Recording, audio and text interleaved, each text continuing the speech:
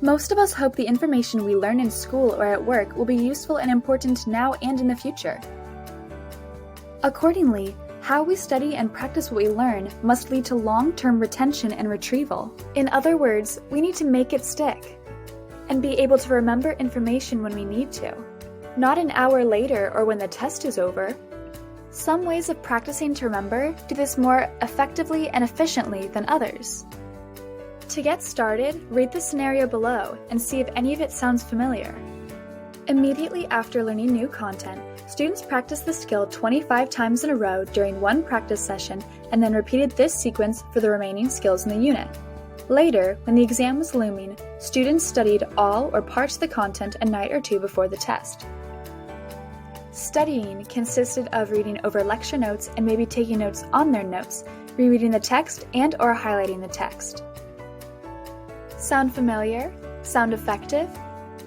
In fact, this overall approach, and the way many of us learned to study, is not particularly effective or efficient, especially when it comes to moving information into long-term memory for easy and accurate retrieval at a later time.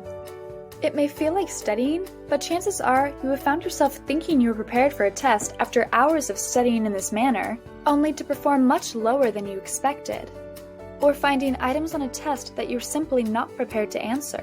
Did you know there are more effective strategies that research shows really work? These include distributing study sessions over time, so you can add more sessions but study for less time, adding skills into practice sessions as they were learned, which means you need to connect it to what you already know, mixing up all the skills or information so that you don't practice the skills and information in the order it was learned, and making sure the practice tasks require you to retrieve the information with no clues or prompts. The procedures and strategies in this series include: distributed practice means you need to space out your studying with more frequent but shorter practice sessions over time. Cumulative practice means you need to add skills to previously learned and related skills to practice activities. Interleaved practice. What the heck does that mean? It's just a fancy term that means you need to mix up related items when practicing. Retrieval practice. Well, this may sound obvious, but it's one of the best ways to perform your best on exams. You simply need to practice recalling what you studied.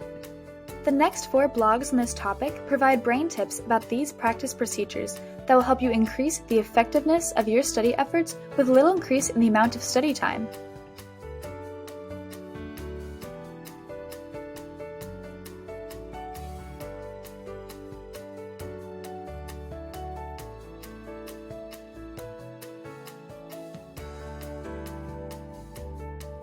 Brought to you by Potentia Institute.